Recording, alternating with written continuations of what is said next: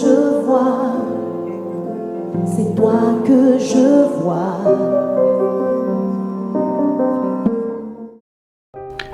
Hello, c'est encore votre frère Enoch Bossedi et je viens dans le cadre de notre blog Extrême Grâce.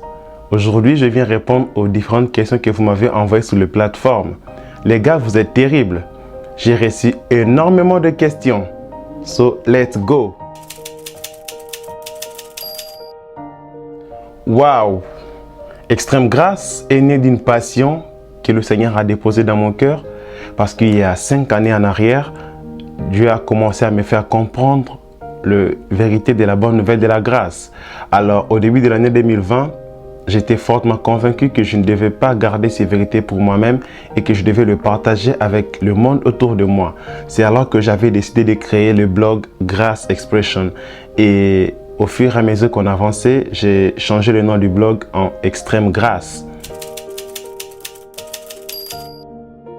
Dans Jean chapitre 1, le verset 17, la Bible dit ceci, que la loi a été donnée par Moïse, mais la grâce et la vérité sont venues par Jésus-Christ. Alors vous le savez tous, la définition classique de la grâce est la faveur imméritée. Alors dans notre contexte ici, nous parlons également de cette faveur imméritée de Dieu venue à nous dans la personne de Jésus-Christ. Donc cette grâce, elle tourne autour de ce que Jésus a accompli pour nous.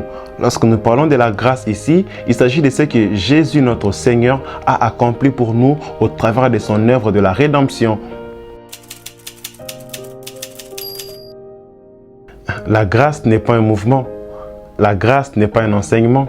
La grâce n'est pas une doctrine, mes bien-aimés. La grâce, c'est une personne. La grâce, c'est la personne de Jésus. La grâce, c'est Jésus et Jésus, c'est la grâce. Vous voyez, prêcher la grâce, c'est prêcher Jésus. Alors, dites-moi, mes bien-aimés, quel danger y a-t-il de prêcher Jésus?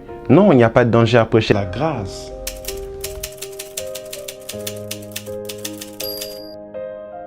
Nous connaissons tous le passage, le fameux passage de Romains chapitre 5, le verset 20, où l'apôtre Paul dit que là où le péché a abondé, la grâce a surabondé. Alors, les mots surabondé là-bas, en grec, c'est hyperperuseo.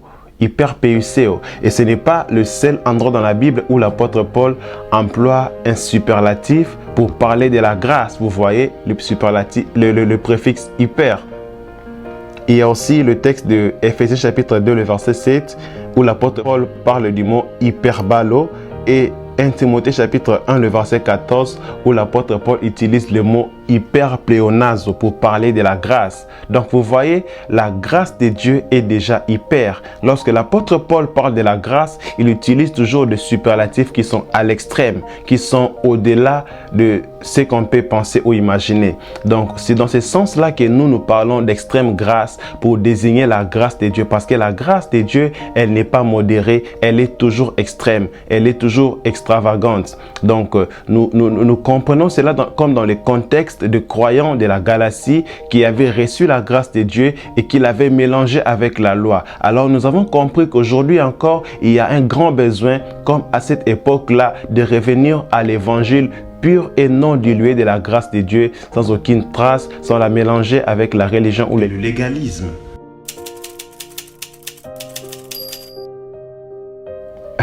Je répondrai comme l'apôtre Paul, loin de là. Puisque nous parlons de l'apôtre Paul, lisons ce qu'il a dit dans la parole. Je suis dans Romains chapitre 6, verset 14. La Bible dit ceci. Le péché n'aura point de pouvoir sur vous parce que vous êtes non pas sous la loi, mais sous la grâce. Vous voyez, donc la grâce de Dieu, loin d'être une excuse pour le péché, est la puissance de Dieu pour nous en libérer. Comment un chrétien peut-il pécher lorsqu'il est sous la grâce alors que la grâce est la puissance de Dieu pour nous libérer du péché? Donc la grâce de Dieu n'est pas un permis de péché.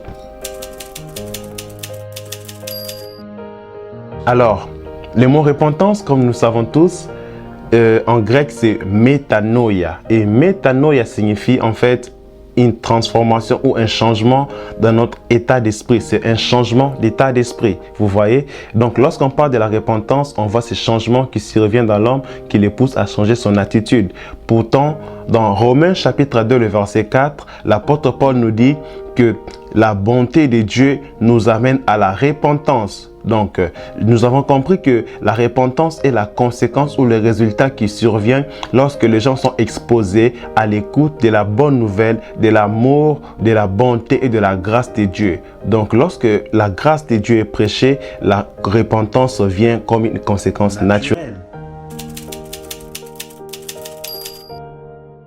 Si je devais résumer la grâce en 5 mots, je dirais non pas moi, mais Christ. Mes bien-aimés, lorsque vous rencontrez la grâce en personne, votre vie est transformée de l'intérieur et vous expérimentez le repos. Nous avons besoin de marcher chaque jour dans la conscience de la grâce de Dieu. Que le Seigneur vous bénisse. C'était votre frère Enoch Bossedi. Je vous reviens prochainement avec une vidéo. Au revoir.